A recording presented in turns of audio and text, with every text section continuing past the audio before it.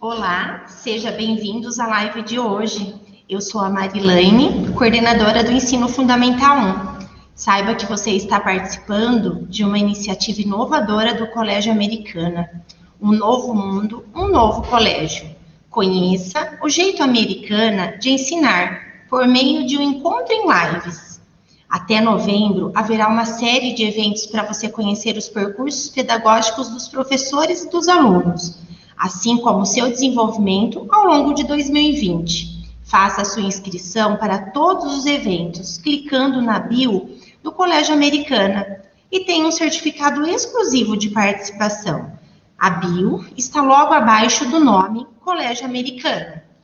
O tema da live de hoje é o jeito Colégio Americana de ensinar.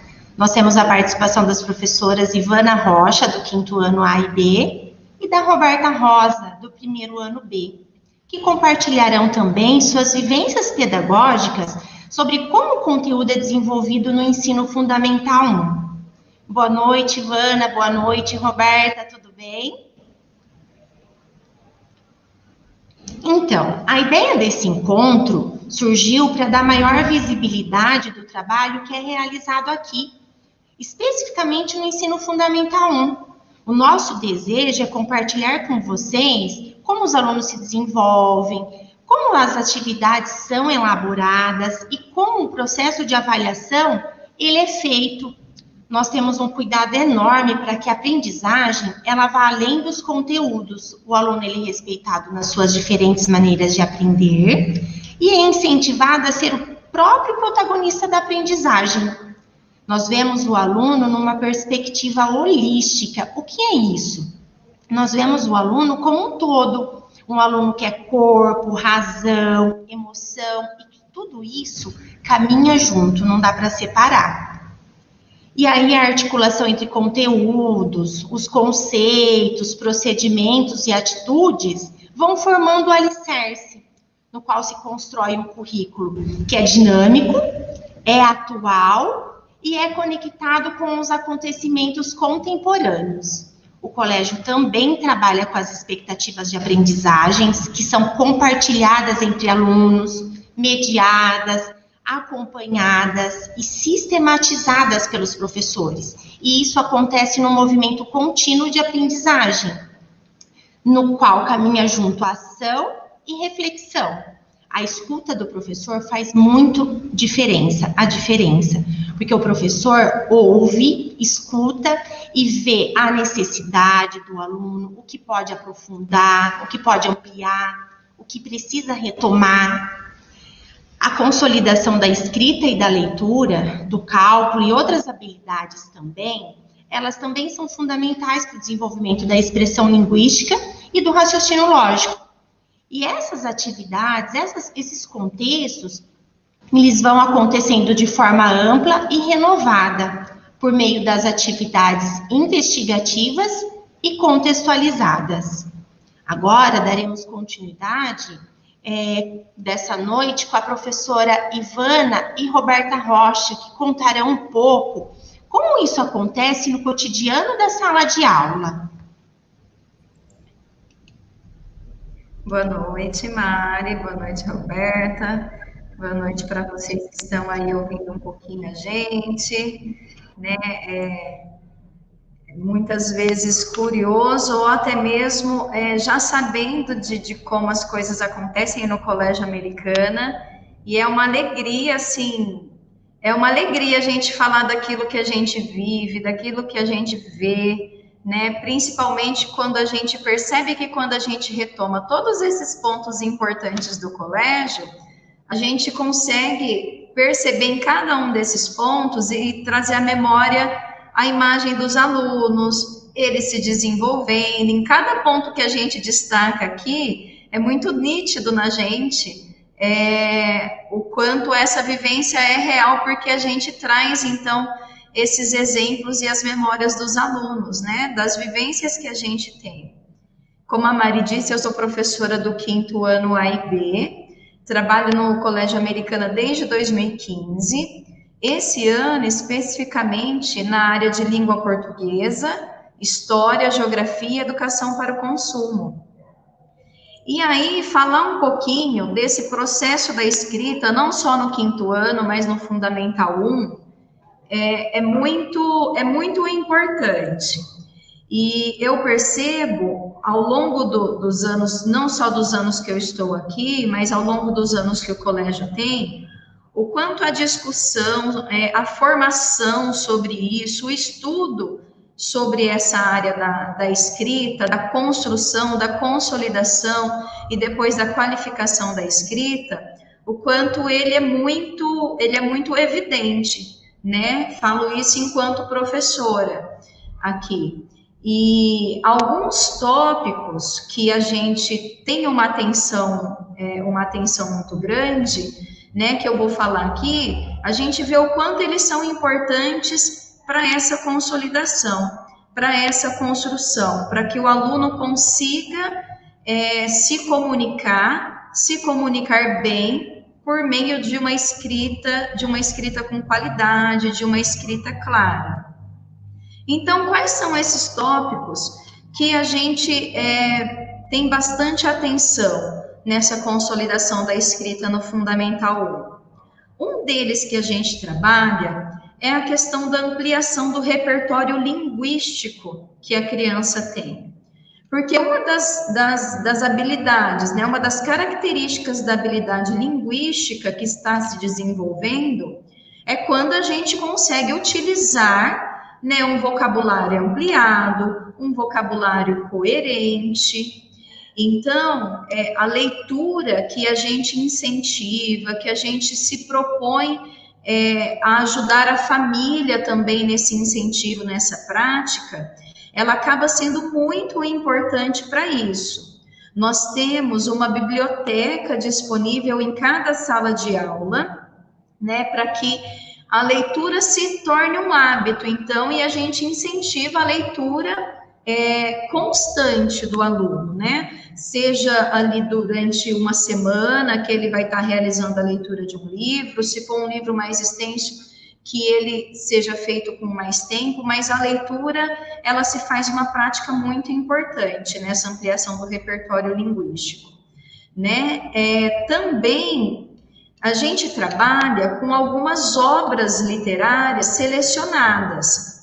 E aí, nessa leitura dessas obras, que é uma leitura feita muitas vezes dentro da aula, do momento de aula, às vezes uma leitura que é orientada para que o aluno faça de maneira silenciosa, mas há uma preparação para essa leitura dessas obras selecionadas, uma preparação para essa leitura por meio de uma pesquisa de conceitos e de palavras que são fundamentais para que ele possa entender a leitura que ele está realizando. E aí, nessa pesquisa, nessa preparação para a leitura, tem uma atividade que é uma vivência que é muito rica, né, que acontece no Fundamental 1, que é a construção de um dicionário vertical. Então, se eu pesquisei uma palavra, um conceito novo, se a criança fez isso, há um momento em que a gente vai socializar, né, toda essa pesquisa, que é importante até para ver o entendimento que cada aluno teve, para ver a representação que cada aluno trouxe daquela pesquisa, né, daquele conceito, daquela palavra que é nova para ele. E na construção desse dicionário vertical, ele acaba sendo um instrumento que é usado pelos alunos constantemente. E aí, como eu falei, é bacana que a gente pensa nesse movimento que vem as memórias das vivências que a gente tem enquanto professora, geralmente os alunos acabam utilizando as novas palavras nas suas próprias produções. Então, está aí um grande momento de ampliação do repertório, né? Outro ponto que é um ponto muito forte que a gente vem trabalhando no colégio é a contextualização de toda a língua portuguesa, de todo o trabalho da língua portuguesa com obras literárias. A gente sabe o quanto a literatura, né, ela é rica, né, no desenvolvimento, na aprendizagem, não só de uma criança, mas até mesmo em todos nós que estamos em constante movimentação de aprendizagem. Então, as obras literárias, elas contribuem muito. Só que, assim, hoje em dia, tem uma infinidade de obras literárias que estão disponíveis, né? De livros infantis, então, de vários temas. E aí a gente se pergunta, né? Será que a estrutura de todos esses livros, de toda essa variedade, não só a estrutura, né, do texto ali, mas será que a coerência, será que ela é adequada para que a gente possa classificar como uma boa obra, para ser apresentada aos alunos, para ser lida, ela realmente vai ampliar? Então, assim, nesse movimento, o colégio a gente vai estudando e a gente seleciona obras que tragam as características necessárias, né, de um bom texto. E aí, por meio da leitura, de uma leitura detalhada, de uma interpretação que é uma interpretação intrínseca, né, ou uma interpretação mais clara, também mais óbvia, e as produções de texto que são propostas a partir dele, o estudo da gramática a partir daquela leitura ali. Então, nessa seleção, o colégio analisa essa estrutura desses bons textos. E esses bons textos acabam sendo, então, fonte de estudo, né, de toda a língua portuguesa, de toda a linguagem, né, que a gente planeja, que a gente segue nos conteúdos do fundamental dentro da especificidade de cada turma. E aí a gente pode até se perguntar também, tá? As obras literárias, que muitas vezes elas são do gênero narrativo, elas são as únicas, então, que são trabalhadas no Fundamental 1? Não, elas não são as únicas, né? O texto narrativo, a gente foi vendo por meio dos nossos estudos, das nossas formações, que ele é assim, ele é o gênero textual, ele é o mais lido e mais escrito no Fundamental 1. E por que isso? Justamente porque ele contém elementos que eles são essenciais para que a criança que está em desenvolvimento, ela represente o pensamento dela. Então, ela precisa, por exemplo, projetar, ela precisa interpretar e também projetar ao escrever um espaço, que é um dos tópicos que a gente tem na estrutura da narrativa, o espaço, né, de onde se passa a história. Então, muitas vezes, se ela está interpretando, ela tem que interpretar os espaços que são diferentes dos espaços, muitas vezes, que ela vive. Ela tem que interpretar e também escolher ao escrever um tempo que passa pela época, e aí ela já vai pensando no que é passado, no que é presente, no que é futuro, né? Então, tudo isso característica do texto narrativo. Também sobre a personificação, sobre os personagens que estão no texto narrativo. Os personagens, eles têm características físicas, das quais a gente vai trabalhando ali, as características psicológicas, que passa pela emoção que o personagem vive e que ele passa, e isso acaba sendo muito importante para que a criança represente o que ela pensa através de uma personificação, através da escolha de um personagem. Há também os conflitos dentro do texto narrativo, que são problemas que precisam ser solucionados. E esses problemas, eles também acabam colocando uma coerência no pensamento da criança a respeito daquilo colocado. Então, olha o quanto o gênero narrativo ele é completo, né? Ele traz elementos essenciais, né, para que o aluno, para que a criança ela possa desenvolver a escrita, desenvolver a linguagem. Só que não são só esses gêneros textuais, não. Por quê? Porque quando a gente trabalha com esses gêneros, acaba acontecendo, né, acabam surgindo necessidades que para ampliar as habilidades de leitura, interpretação e de produção de texto. Então, muitas vezes, dentro do gênero textual narrativo, aparece uma notícia, aparece um poema, aparece uma receita, aparece um currículo. Então, outros gêneros vão surgindo pela necessidade do conhecimento de outras áreas, né? E também pela contextualização dessas obras selecionadas. Então, são gêneros que vão surgindo a partir do gênero textual, que a gente trabalha fortemente por conter os elementos essenciais, né? E eu falo que a gente, muitas vezes, e criança é muito assim, a criança pensa por meio de histórias. Se a gente pede para ela contar um fato, para ela contar uma notícia, ela vai contar muitas vezes trazendo lá a época, trazendo personagens. Então, foi assim que aconteceu. Então, mais uma vez, assim, fica claro para a gente o quanto a estrutura, né, do gênero narrativo, ela traz elementos do pensamento da criança, mas a gente acaba vindo com outros gêneros aí nessa contextualização dessas obras.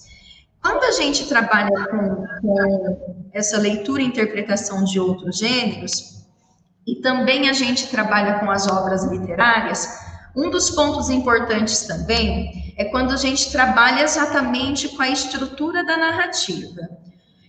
Como eu já disse, né, a narrativa ela acaba se fazendo presente nesse contexto escolar do Fundamental 1. Então, nesse trabalho, nesse movimento que a gente faz com as crianças, que é um movimento de identificar e interpretar isso individualmente, interpretar conversando com os colegas, então em atividades em grupo, interpretar por meio de uma atividade coletiva, do qual a professora vai fazendo perguntas para que eles possam adentrar, mas entender toda essa estrutura da narrativa acaba sendo um exercício constante. Então, olha lá, qual a época que isso aconteceu, né? Por que a gente pode pensar que foi nessa época que essa história aconteceu? Quais são os elementos, as características da leitura que a gente fez que me faz pensar que é uma época passada e não é no futuro, essa história que a gente está lendo, né?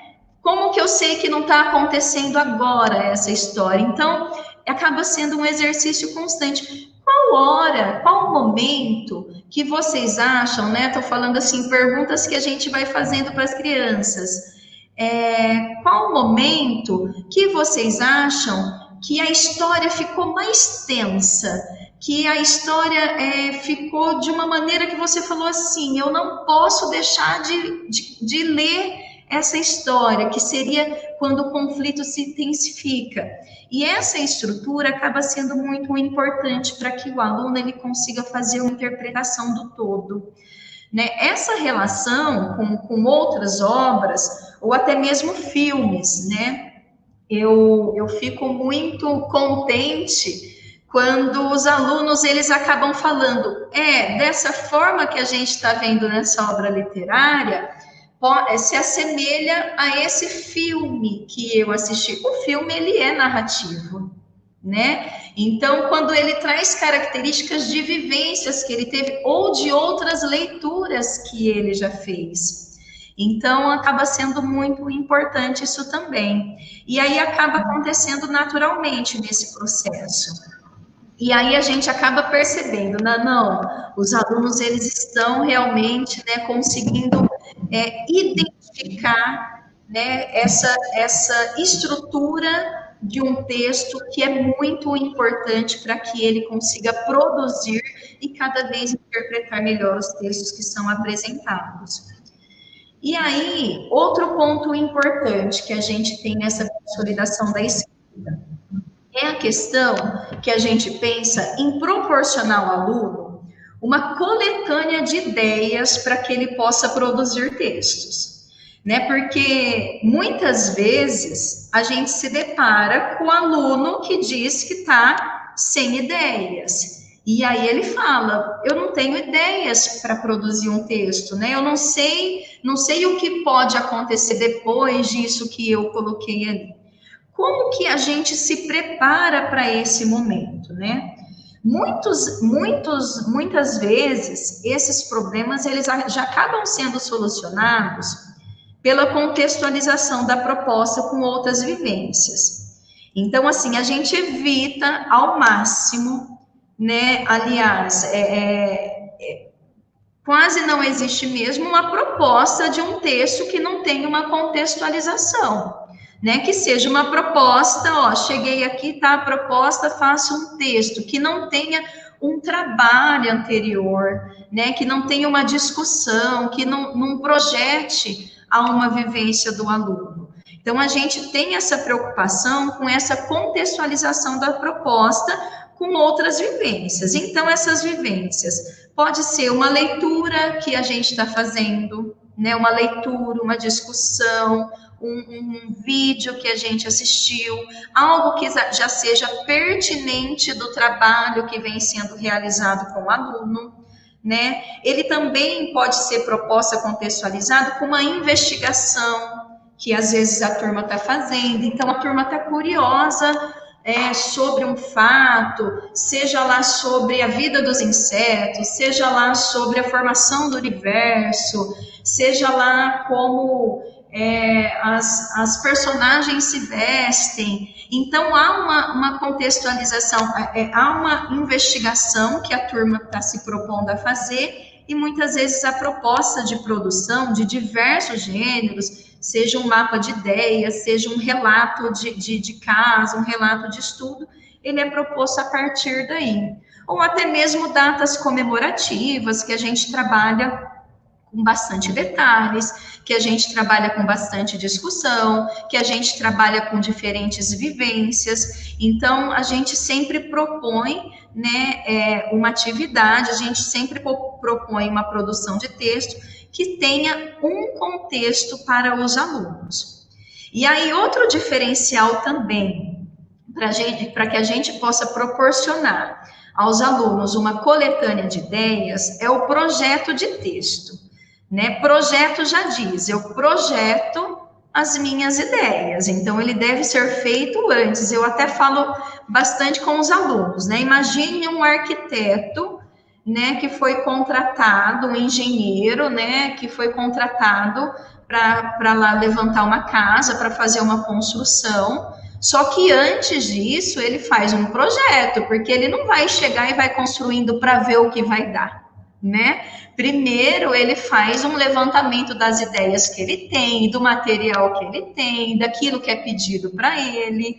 Então, o projeto de texto, ele também vem nesse movimento, ele deve ser feito antes, não que ele não possa mudar no texto em si. Projeto é projeto. No projeto eu vou reunir as ideias que eu já tenho, vou organizar aquilo que eu já tenho, né, para eu poder pensar numa sequência na hora do produto final, no caso, na hora do texto. E esse projeto, eu vejo ele, assim, como algo fundamental e importante. Por quê? Porque ele dá oportunidade para a criança justamente organizar suas ideias. Ele dá perguntas para que ele possa pensar, se colocar na situação de alguns personagens. Então, dessa forma, essa questão de eu estou sem ideias, o que eu faço agora, ela acaba sendo bem minimizada, porque um dos pontos importantes que a gente trabalha é isso, é a coletânea de ideias para que a gente possa produzir bons textos, né? E por último, para a gente falar dessa consolidação da escrita no Fundamental 1, a gente tem um movimento muito importante para todo escritor, que é rever a própria escrita. E aí a gente tem, então, a oficina de correção textual. O que é a oficina de correção textual? Ela é um momento, assim, muito rico, onde os alunos eles vão retomar a própria escrita por meio da análise de um texto, né, que foi escrito por alguém da turma, por meio da análise crítica de um texto. Então, a gente seleciona um texto, né, é apresentado para a turma e é colocado em discussão para que todos os alunos são convidados a olhar para aquele texto que está projetado e ver quais são os pontos positivos que ele traz em relação à proposta, né, ao que foi pedido, em relação à função daquele texto, ao objetivo, se ele conseguiu seguir. e quais são os pontos que precisam melhorar. E é interessante que, assim, a gente fala, os alunos, eles acabam se tornando o professor ali, né, daquele texto, e olhando para o seu próprio texto de maneira crítica. Então, quando ele critica o texto que está ali, né, esse daqui, o personagem dele, eu não consegui pensar muito bem, porque ele não está muito bem caracterizado. Ele olha para o seu e olha para ver se o seu, se ele colocou um personagem bem caracterizado, né? Quando ele olha para o texto outro e fala, nossa, o desfecho podia ter sido de outra forma, ser conduzido de uma maneira com outros elementos, não tão rápido, ele também olha para o seu. E é um movimento tão importante que eu percebo que quando os alunos vão produzir o texto, às vezes umas 2 semanas seguintes, ou um tempo depois, ele ainda lembra dos critérios de correção que foram trabalhados ali nesse momento de oficina. E esses critérios, quais são? Né? Porque a gente dá nome a esses critérios, porque são eles que vão tornar o texto de qualidade. Os critérios é quando ele atinge tema, ou seja, a proposta está me pedindo para escrever uma história narrativa sobre os bandeirantes. Então, eu não posso escrever, né, sobre os robôs. Então, quando eu escrevo sobre os bandeirantes e não sobre os robôs, eu estou atingindo o tema.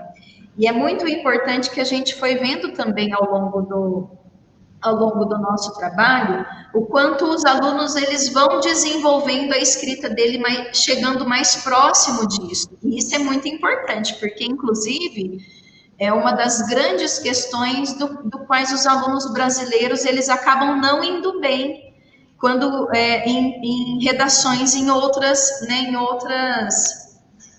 avaliações, quando não atingem o tema. E a gente trabalhando dessa forma, a gente percebe que os alunos eles estão se aproximando cada vez melhor. Quando a gente trata, por exemplo, o tipo de texto, então, qual é o gênero textual que está sendo pedido? É receita? É poesia?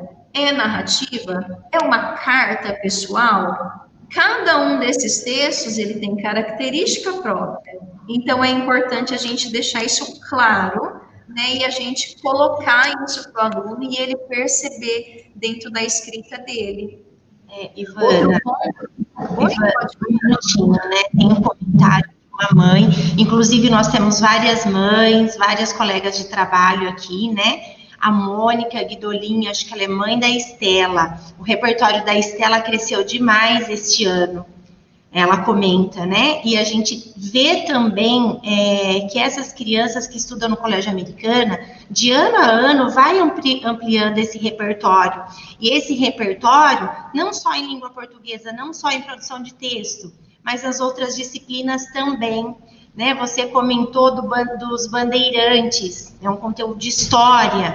A criança ela começa a ficar muito atenta em relação ao tema que está sendo solicitado, né, para não fugir do tema. Então, todas essas colocações que você tem feito, a gente vê isso no desenvolvimento dos alunos, esse planejamento, essa execução, esse avaliar, que a Mônica comentou novamente.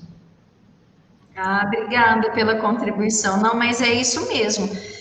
A gente fala linguagem, mas a linguagem ela não está atrelada à língua portuguesa, né? É tudo, né? E justamente um trabalho interdisciplinar acaba naturalmente acontecendo, né, Mari? Porque a gente também solicita a escrita e a representação das ideias em todos os outros âmbitos também, né? E aí, assim, são esses critérios, ainda tem o critério de linguagem, onde a gente fica mais atento à ortografia, à acentuação, à coesão, que é a questão das ideias claras, e à coerência, para ver se o pensamento do aluno, ele está no foco daquilo que é pedido, e isso é muito importante, porque isso faz parte da aprendizagem do desenvolvimento dos alunos. E aí eu vou falando, assim, de uma escrita já consolidada, mas isso é um movimento que acontece em todo o Fundamental 1. A Roberta vai falar um pouquinho lá das séries iniciais, né? Como é que isso vem acontecendo também. Então, primeiramente, eu sou a Roberta, professora do primeiro ano B, da turminha da tarde. Já tive vivências em primeiro ano, segundo e até mesmo no terceiro. Então, eu percebo que nesses anos iniciais, a produção de texto ela está presente e a gente vai vendo, cada momento, a criança progredindo. Então, ali no primeiro ano, a gente vai solicitar da criança o que ela consegue.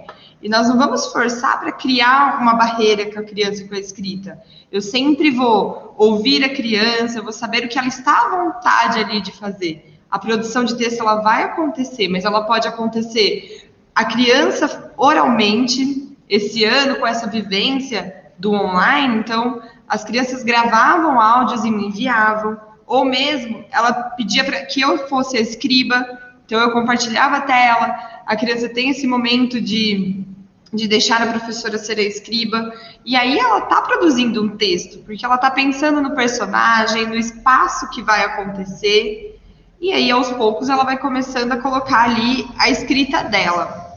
Então, no primeiro ano, a gente começa com a escrita, e a criança, com a iniciação à escrita, e no decorrer do tempo a gente vai introduzindo a oficina de correção. E na oficina de correção é onde a gente vai começar a introduzir a ortografia da criança. Então, a gente juntos vamos pensar como escreve corretamente essa palavra. Mas se tem som de C, e por que eu não vou usar? Então, juntos nós vamos pensar, vamos buscar essas respostas para estar construindo e as crianças ter um valor, ter um significado. Numa produção de texto, um exemplo de sala de aula, as crianças pequenas, elas ainda não utilizam trocas das palavras que podem substituir. E aí, nós fizemos uma correção de texto, era um texto que atingia todas as propostas, mas tinha muita palavra e aí. Então, tudo que ia acontecer era um e aí, e aí, e aí. E no momento que a gente foi corrigir, as próprias crianças perceberam isso e começaram a falar, pode substituir por outra coisa, pode substituir por nesse momento, agora, ou até mesmo não precisava daquele e aí ali no texto. E eu percebi, foi uma vivência no segundo ano, eu percebi que depois desse momento, o e aí não estava mais presente no texto. Então, teve um valor, teve um significado ali para a turma. Quando a gente pensa junto, quando estamos juntos nessa, tudo é mais calmo, é mais tranquilo. Então, eu percebo bastante isso nas crianças, principalmente nos menores. Quando a Ivana falou da produção de outros gêneros textuais, esse ano nós trabalhamos o bilhete lá com a turminha do primeiro ano. E aí, esses pequenos momentos de encontro, ou momentos que eles querem alguma coisa mais presencial com a professora, eles passaram a escrever bilhetes. E aí, eu em casa, lendo os bilhetes, eu comecei a ver a estrutura de um bilhete em simplesmente um recadinho. Então, tinha ali para quem era, tinha o assunto e no final a despedida. E aí eu levei isso para a sala de aula, e aí uma criança falou, lógico, se é bilhete, tem que ser bilhete certo. Então, a gente tem que colocar quem é a pessoa que vai receber, tem que colocar o assunto e depois a despedida. Então, tá tendo valor nos pequenos momentos, nos pequenos gestos, e eles nem percebem o quão grande tudo isso é. E essas vivências, esses momentos que o colégio americano ele valoriza da criança, o mesmo acontece também no lógico-matemático, que é uma das frentes de trabalhos do nosso trabalho, e o raciocínio lógico é muito valorizado aqui na criança.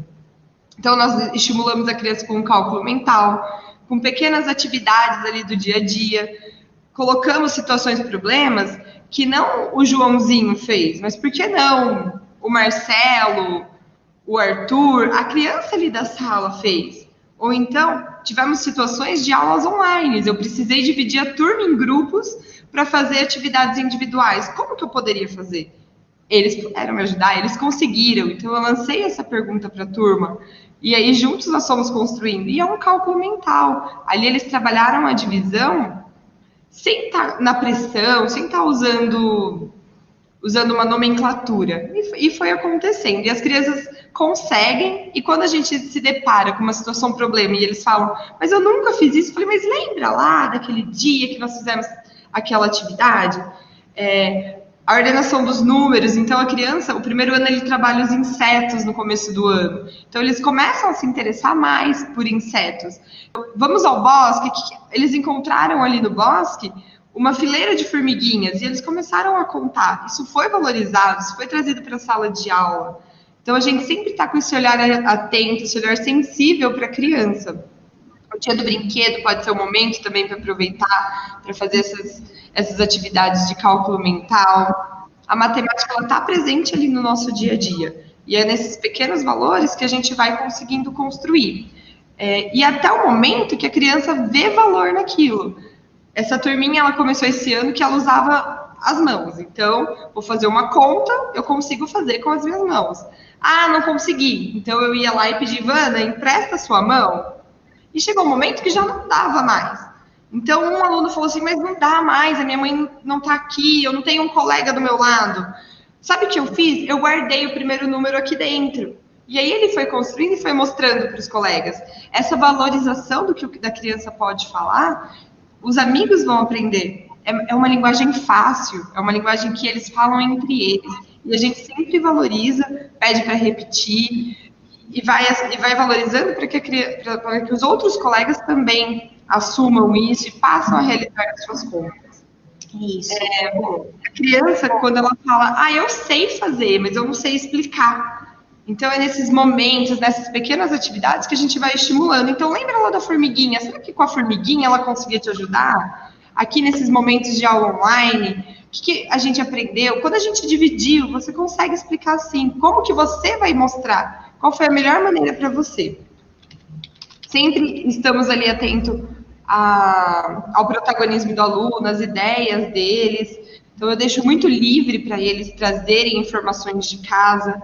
Esse ano a gente teve o exemplo da nota, né, de R$200. Então, quando as crianças, eles aprenderam o sistema monetário, e aí no mesmo dia, eu assistindo o jornal, eu vi ali a nota de R$200, liguei a sala no outro dia e todo mundo eu tenho uma coisa para contar, nós não desenhamos todas as notas, então tem uma nota nova, a nota de R$200, e aí foi uma investigação, foi uma angústia para o dia que essa nota ia ser liberada. Então, é no mês de agosto, mas olha, a gente está em junho ainda, quanto tempo falta para chegar até agosto? A Mari quer fazer um comentário. Rô, a gente vê o quê? Que a contextualização das atividades do dia a dia faz muita diferença, porque o aluno se sente parte, né? Parte desse aprendizado, desse desenvolvimento, dessa formação. E você comentou do trabalho em grupo, né? Que já até nas aulas online vocês têm dividido, têm separado as crianças em pequenos grupos. Essa é uma prática muito forte do Colégio Americana, dos trabalhos, dos momentos em grupos, né? Porque é onde os alunos conseguem se colocar, ouvir o outro, trocar pontos de vistas, né? Às vezes ele não concorda muito com o que o colega está falando, mas ele tenta encontrar uma maneira, precisa ouvir e tentar reorganizar aquela ideia. Então, esse momento do trabalho em grupo, e agora nas aulas online, ele também se faz bastante necessário, né? Esse momento com as crianças. Esse também é um diferencial do Colégio Americana. Sim, esse momento em grupo em que eles se colocam de igual para igual. Então, faz a diferença para eles, e nós também conseguimos ouvir. O ouvir a criança, eu aprendo muito. Eu, como professora, aprendo muito ali nesse momento de ouvir e saber como a gente pode ir caminhando para as próximas atividades. Isso. E aí, vocês devem estar se perguntando, né, com todo esse trabalho feito, realizado aqui no Colégio Americana, como o aluno é avaliado, né? Então, assim, a avaliação aqui no Colégio Americano, ela é compreendida como um processo. E esse processo acontece entre escola, professores, aluno e família.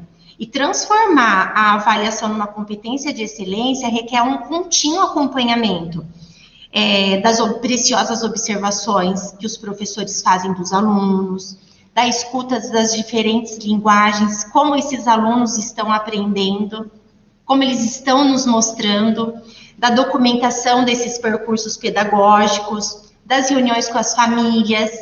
Então, o empenho e a dedicação dos professores nesse processo chama muita atenção, porque os professores, eles precisam compreender, né, entender com muita propriedade o desenvolvimento do aluno.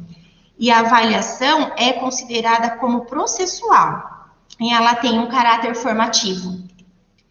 O aluno, ele é observado diariamente como um todo, nos aspectos social, afetivo, físico, cognitivo, e como um ser individual, que tem as suas conquistas, mas que também tem os seus desafios. E esse movimento educativo mostra uma oportunidade para a gente ressignificar o conteúdo e também os conhecimentos sobre o modo de fazer a avaliação. Gera mudanças de olhares dos professores e a gente vai percebendo avanço nas práticas pedagógicas de diferentes anos. E quais são os instrumentos utilizados para acompanhar o desenvolvimento dos alunos? A observação diária, essa é essencial. O professor faz observação diariamente dos alunos. O diagnóstico também, para ver o que esse aluno já sabe, o que ele está com dificuldade, o que dá para aprofundar, o que precisa ser retomado. E aí, um relatório de aprendizagem, porque através desse relatório de aprendizagem, a gente também consegue mostrar para o pai o que essa criança desenvolveu e o professor toma consciência do trabalho que ele fez. E aí, oi? Não, só queria falar um pouquinho dessa questão da avaliação processual, que eu acho interessante, que até você colocou que isso ressignifica o modo como o aluno e como os professores enxergam os conteúdos, enxergam toda a vivência escolar. E isso também eu vejo assim, como é importante. Por quê? Porque quando a avaliação ela é processual, né, e isso a gente trabalha dentro de nós, professores, e a gente passa aos alunos também, não é valorizado somente o resultado. Embora um resultado satisfatório, ele seja muito importante. Não é que a gente desvaloriza o resultado, não.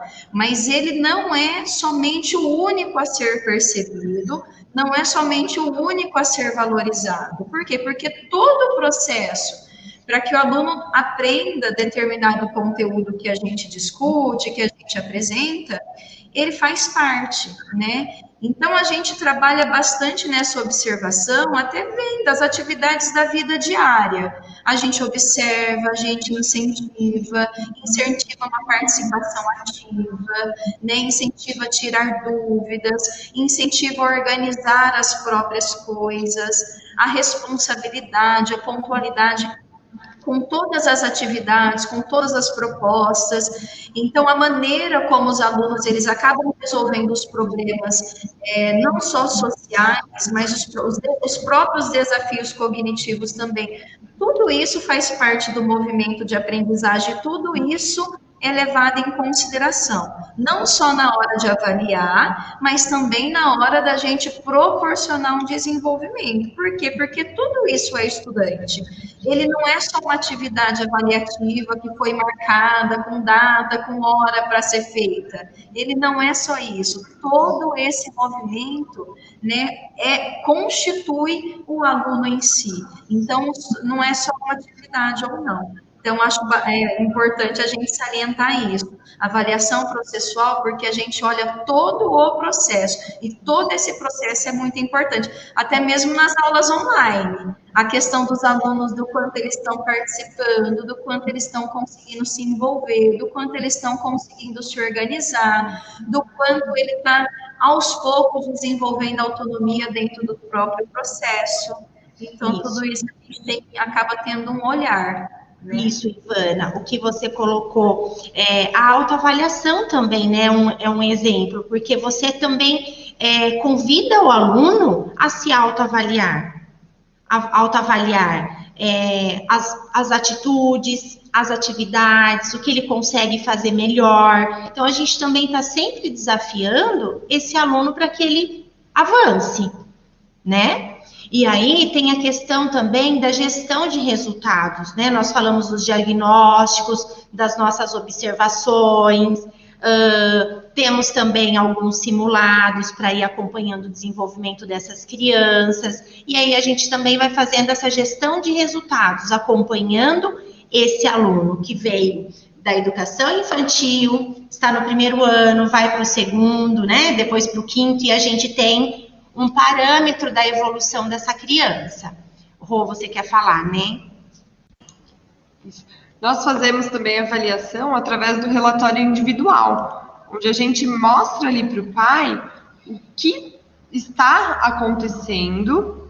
Não apenas, o pai não vai olhar e vai ver uma nota, ele vai ver o que está acontecendo, que o filho dele já evoluiu e o que estamos fazendo para que essa criança possa evoluir ainda mais. Então, as estratégias da professora também estão nesse relatório individual. Isso é importante para o pai acompanhar e o pai muitas vezes fazer algumas observações, andar na mesma linha de pensamento do professor e da escola. Os relatórios individuais, eles acontecem com esses objetivos, de estarmos caminhando juntos e mostrar o caminho, tanto o que a criança já percorreu e o que ela vai percorrer. E aí, por meio desses procedimentos, né, de verificação de avanço, a gente acredita que é possível acompanhar o processo de desenvolvimento global do aluno. E esses procedimentos, eles acontecem neste ambiente escolar e vai mostrando para o aluno que a participação dele é muito importante e considerada. É assim que nós vamos acreditando e agindo para dar concretude a um processo de avaliação, que é um aprender diário, tanto para os alunos como para os professores. E para que isso possa acontecer, precisa de intervenções pontuadas e adequadas. E dentro disso, nós temos a linguagem descritiva nas atividades, que a professora Roberta vai aprofundar um pouco mais.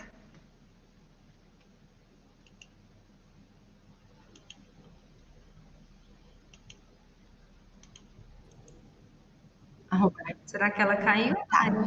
E aí, por meio das atividades e da resolução de conflito também, né, Ivana? Sim. Eu queria falar um pouquinho dessa linguagem descritiva, nessa questão do aspecto afetivo e social, que também traz características da linguagem descritiva utilizada nas intervenções cognitivas, né, digamos assim. Então, assim, já foi falado aqui, a gente faz uma dinâmica, nós temos uma dinâmica para ir desenvolvendo e propondo aos alunos para que eles participem. E uma delas, né, a gente incentiva bastante o trabalho em grupo, por ver a riqueza que essa dinâmica de trabalho, ela constitui na aprendizagem, na argumentação do próprio ponto de vista, na troca do próprio ponto de vista, na síntese das ideias que são produzidas por mais de uma pessoa. Então, o trabalho em grupo acaba sendo uma riqueza pedagógica muito grande. Só que nisso, muitas vezes, os conflitos, né, naturais que poderiam ocorrer surgem. E aí os alunos, quando esses conflitos surgem, eles são instigados, os alunos eles são instigados a resolver, né? Resolver de que forma? Pensando no problema e pensando numa solução. Então, em vez do professor chegar aí ditando, não, você faz isso, você faz aquilo, é feita uma intervenção. Como que nós podemos resolver esse problema que surgiu? Né? Como que você pode me dar a solução para isso? E nisso o aluno ele vai desenvolvendo a reflexão sobre a própria atitude e também uma autonomia, porque não é alguém que vai pensar por ele. Ele está sendo convidado, ele está sendo orientado, ele está sendo instigado a pensar na solução dos problemas que ali vão surgindo. E acho interessante na linguagem descritiva, nessa questão do aspecto afetivo social, que a gente não potencializa e a gente nem minimiza as características pessoais, por meio de elogios que sejam exagerados ou por repressões e castigos. Não é dessa forma. A gente busca pontuar as qualidades daquela atitude, né? Então, o que essa atitude que você teve trouxe de positivo, contribuiu? O que essa atitude que você teve precisa melhorar? Então, a linguagem descritiva, ela vem trazendo, assim, desse formato, que se assemelha bastante com a linguagem descritiva nas intervenções sobre o aspecto cognitivo, que a Rô vai falar um pouquinho para a gente. A linguagem descritiva, nesses momentos de resolução de conflito, faz a criança pensar bastante, né, Ivana? Eu concordo com você. E aí, depois, quando a gente também trabalha essa linguagem, são em momentos de correção ali da atividade, onde a gente mostra para a criança que a gente está dentro daquela história, que a gente tem vontade de participar. E não usando apenas ali o parabéns. O parabéns por quê? Porque eu fiz uma coisa que você me pediu?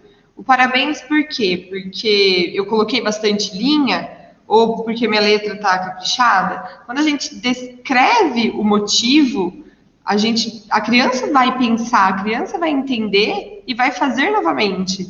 Então, olha, eu observei o quanto você se dedicou na sua letra, olha esse traçado da sua letra. Então, na próxima vez, a criança vai fazer igual, porque aquilo foi pontuado. Nossa, que medo dessa bruxa, eu me esconderia atrás do armário. Quais seriam as ideias? E mostra também que eu li aquele texto, que eu participei da história. Tem um outro valor para a criança.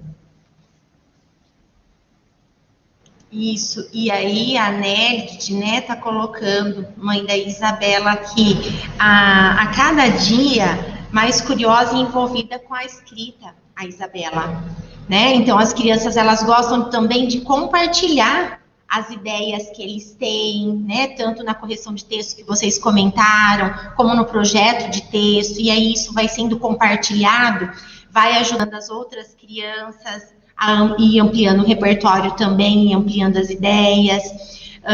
A Valéria fala do trabalho sensível, né, que é feito no Colégio Americana, da contextualização e da intencionalidade.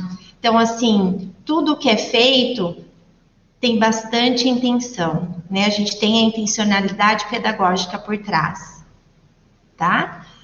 E aí,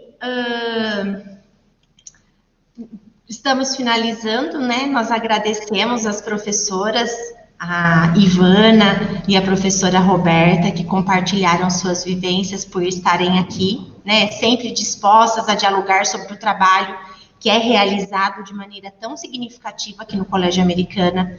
Obrigado pelos ouvintes estarem conosco mais uma vez, compartilhando ideias.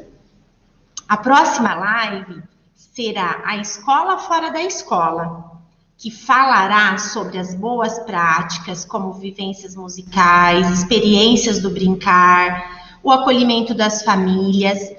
Isso vai acontecer, essa live, com a coordenadora Ioná, a professora Jéssica, a professora Micaela e a professora Kátia, da Educação Infantil, tá? E lembrando, não se esqueça de fazer sua inscrição para todos os eventos, clicando na bio do @Colégio Americana, e tem um certificado exclusivo de participação. A bio está logo abaixo do nome Colégio Americana. Em breve vocês receberão os certificados. Tenham uma boa noite. Obrigada, meninas. Obrigada a todo o pessoal do apoio. Obrigada.